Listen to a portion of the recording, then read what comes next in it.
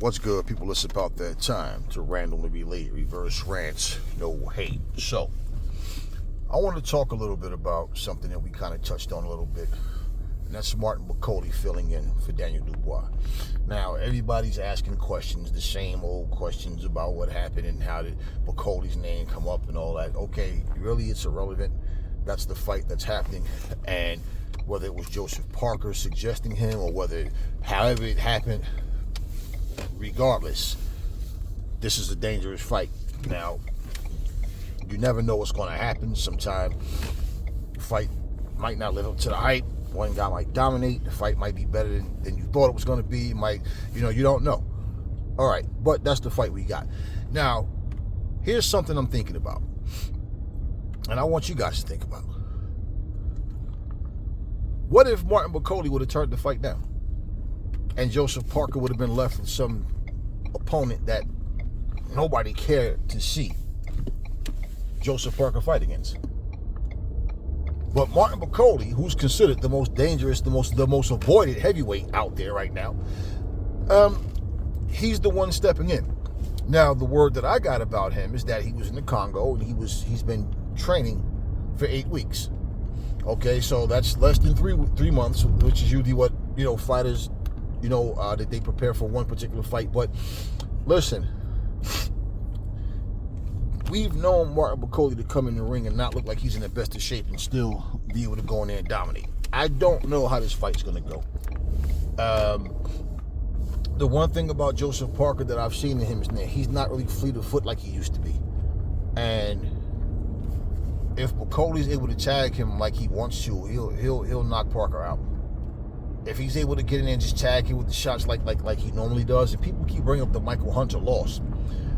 Okay, now the word that I got from Bakoloe, what he said is the same thing we all heard, is that he claimed he had a bad shoulder. And look, the rematch never happened. Remember a couple of months ago, after he beat Jared Anderson, he was saying that the rematch with Michael Hunter was going to happen, and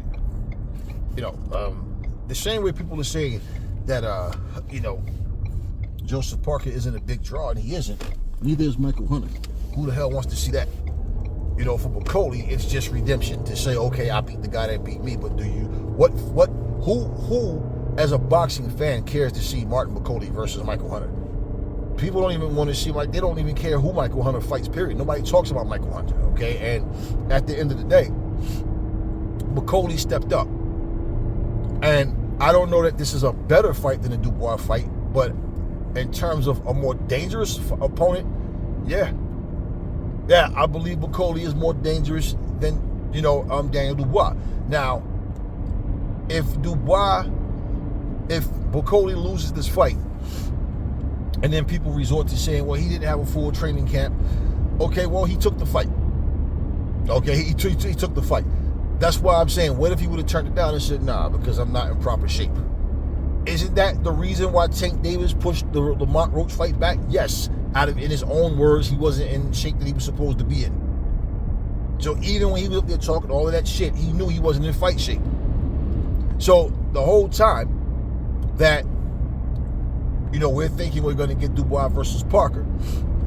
Now, is this a mega fight? No, simply because people just don't view Parker that way.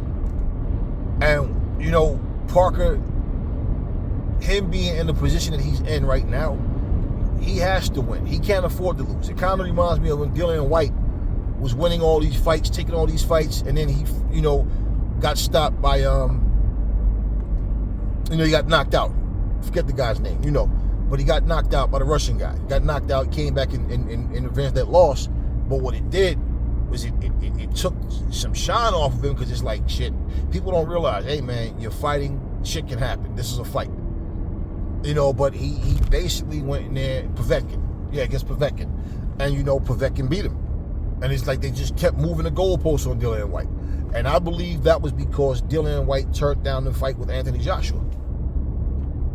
And people seem to forget that, but yeah, he said Eddie Hearn and AJ is not serious, and the offer was $7 million. What the fuck? What has Dillian White done to even deserve more than that? He's been fighting and he was winning.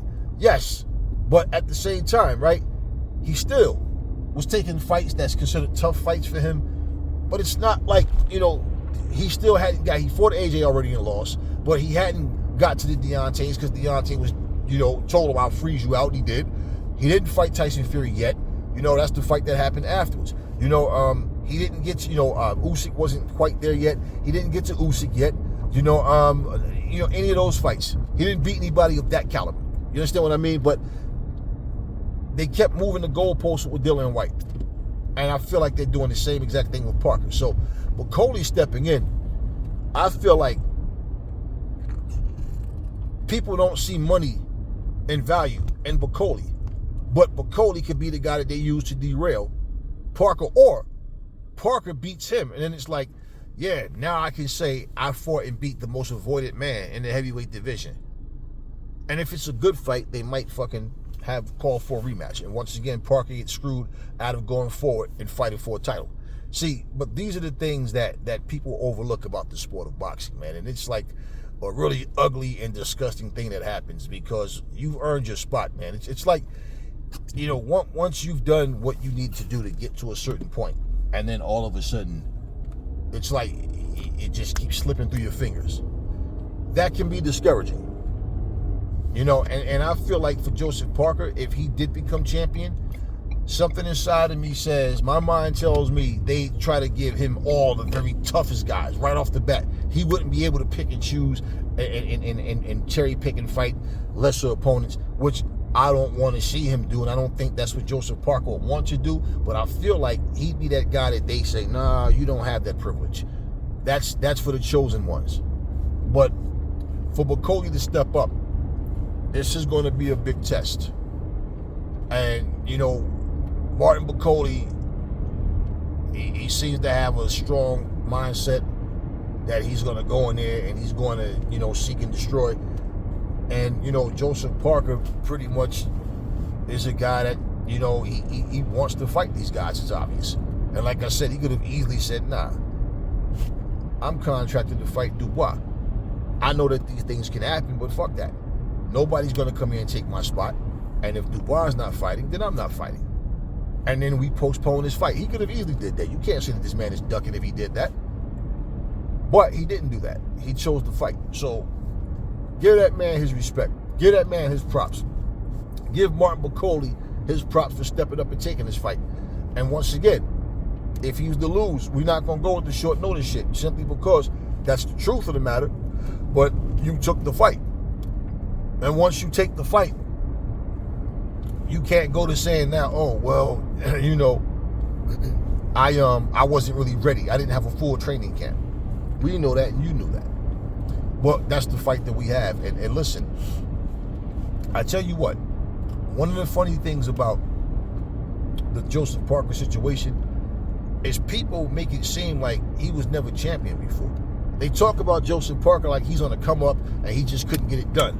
He was a champion before. He held the title.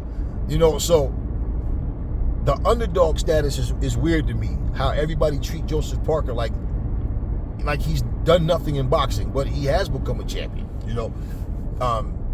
But Martin Bakoloe, yeah, he said all these things about how he's punished these different guys in sparring, all these top guys. You don't hear any of them saying that's not true, that's bullshit, but you've heard them debate each other. You never heard anybody tell Martin Bakoloe he's full of shit. So we'll see how this thing goes and see what happens from here. And what I don't want to see happen, and Turki Al-Sheikh says that he has a different vision for boxing and he's about fairness and about making the right things happen. So what I don't want to see happen is whoever wins this fight, their progress gets slowed down because, well, this is just not the guy that I want to see going forward in this heavyweight division. Because that's what I've been seeing with Joseph Parker. And fair is fair. And if you're going to do it right for everybody. And, that's the one fight I'm looking forward to. And also, we know that the Beterbiev and Bivol rematch is happening. And, hey, man, I don't know. We'll see if Bivol can adjust and do more of what he, didn't do in the first fight. He needed to be more busy. He needed to let his hands go more. He needed to be more decisive with his shot selection where, he needed to be fast, he needed to be first, and he needed to counter. He needed to be more active. He fought a good fight, but he needed to be more active. and he needed to make sure that what he's doing was telling. His shots was snapping that head back. His shots is, he's putting in his work, and he's clearly making Beterbiev miss. Like, this is what he has to do. He just has to be busier than what he was, and whatever game plan they come up with, we'll see. If Beterbiev is the same guy, it's just going to be another tough fight. But if Bivol can be different and can be effective, he's going to have to move a little more, but he's going to have to definitely let his hands go more and be more precise with his shots and be more defensive, more sound with making them miss, making them pay, get in, get out. We'll see how it goes, though. This guy, Patty, I don't know much about him, man. I never even heard of him. And then once I've heard of him, Shakur Stevenson's opponent, I know he's like 5'7". He's a little guy. Got a little quickness. He likes to throw quick 1-2s, quick 3-punch shots. I watched a couple of, 2 of his fights since I found out that he was Shakur's opponent. Shakur should beat him. Shakur should outbox him. Shakur should keep one end of his jab and pretty much dominate. Looking at the two guys, he's a little guy, man. Shakur did. Hey, we've seen upsets happen. We've seen things happen before. Not that I think that he's a bad fighter. From what I've saw of him, I only saw the 2 fights. But he has some quickness, like I said. But I don't see anything that he has that Shakur should really have a problem with. I really don't. I think Shakur should pick this guy apart. But we'll see how it happens. We'll see. And as far as Zhang and Caballero goes, man, it's like I'm saying, I think Caballero needs to, he's going to have to, really make Zhang work harder, use his movement, outpoint him, break him down systematically. We'll see what Caballero, we'll see what both of them are capable of doing. The one thing about Zhang, he has big power, man. People seem to forget that. Zhang can get you out of there with one. And we'll see. We'll see. But I think that the thing with Zhang is people are all looking at if Caballero can tire him out, that's the best chance he has of winning. And that sounds logical, and we'll see how it goes. But this card itself, man, it's a good card. And the fact that Dubois wasn't replaced with some mediocre fighter is solid news. This guy, Patty, I don't think too many people really know who the hell he is. So even for what his skill set is, people don't really care because it's like, I don't even know who this guy is. These things happen in boxing, but, hey, look, man, salute to Bakoloe for stepping up and taking this fight. And salute to Joseph Parker for not pulling out of the fight because he had every right to do that if he wanted to. Because, hey, man, his chances on the line, And here's the thing about it, and this is what's really screwed up about it. There's no guarantee that when Dubois comes back, that Parker is the one that he fights. Dubois can come back, and all of a sudden now he's in negotiations with another fighter. This is how fucked up boxing is. And I wouldn't be shocked if that's the case. And especially if Bakoloe wins, I could hear old fish eyes now sitting there going, we weren't scheduled to fight Bakoloe. We were scheduled to fight Parker, and Parker lost. So, I don't think that Parker would have really been a test for Dubois anyway. So it's not like we're avoiding, Bakoloe. Bakoloe just basically came along and because Dubois got sick, but there's other challenges out there. We'll get to Bakoloe. It's no one's avoiding it. I can see him making those excuses now. I don't think Dubois wants any parts of him. See, when I don't think just as someone analyzing, I think as a fighter. Because I know for me to put the pieces of the puzzle together to get that recognition I want, who I need to beat. And when those challenges are out there and I supremely believe in my skill set and I'm confident in myself that I can beat all these guys, there's no need to avoid anybody. So, we'll see how things go. Talk to me in the comment section, y'all. What y'all think about Bakoloe versus Dubois? Never fall in love with lies. Remember, the truth brings hate out of people. I'm sorry. Bakoloe versus Parker. And I will catch y'all on the next video.